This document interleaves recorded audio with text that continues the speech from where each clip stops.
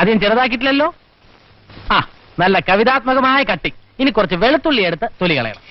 അതെ, ഞാൻ ഇന്നൊരു പുതിയ സ്റ്റൈലിലുള്ള പ്രിപ്പറേഷനാണ് ഉദ്ദേശിക്കുന്നത്. അതായത് ഉള്ളി, പച്ചമുളക്, ഇഞ്ചി, കറിവേപ്പില തുടങ്ങിയവരൊക്കെ ഒന്ന് വേറെ തന്നെ ആദ്യം മൂപ്പിച്ചെടുക്കുക.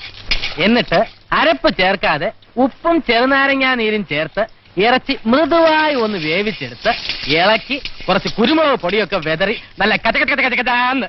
അതെ, മാഷി കവിത എഴുത്തൊക്കെ നിർത്തി പാചകത്തിലോട്ട് ഇറങ്ങി വാ. പിൽക്കാലത്ത് പ്രയോജനം ചെയ്യും. കവിത എഴുതണമെങ്കിലേ ഭാവന വേണം.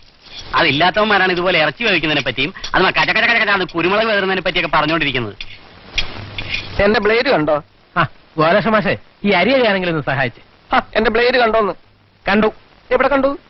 ഇപ്പൊ ഇതുവഴി നടന്ന് പുറത്തേക്ക് പോകുന്നത് കണ്ടു. ബാത്റൂമിലേക്കാണെന്ന് തോന്നുന്നു. എനിക്ക് നിങ്ങളുടെ പുളിച്ച വിറ്റൊന്നും കേട്ടണ്ട. മര്യാദക്ക് എന്റെ ബ്ലേഡ് വരുന്നത് നല്ലത്. 7 തവണയെ ഷേവ് ചെയ്തിട്ടുള്ളൂ ആ ബ്ലേഡ് കൊണ്ടേ. ആർക്ക് വേണം മാഷെ നിങ്ങളുടെ ആ തുരുമ്പെടുത്ത ബ്ലേഡ്? ആ അരി ഒന്ന് കഴുകു മാഷേ. അല്ല, ആദ്യം ഇതിന്റെ സത്യം ഒന്ന് അറിയട്ടെ. ഷേവ് ചെയ്തിട്ട് വേണം മനുഷ്യന് കുഴമ്പിടാൻ. കുഴമ്പിട്ട് എനിക്ക് താൻ കുസ്തുടിക്കാൻ പോവാ.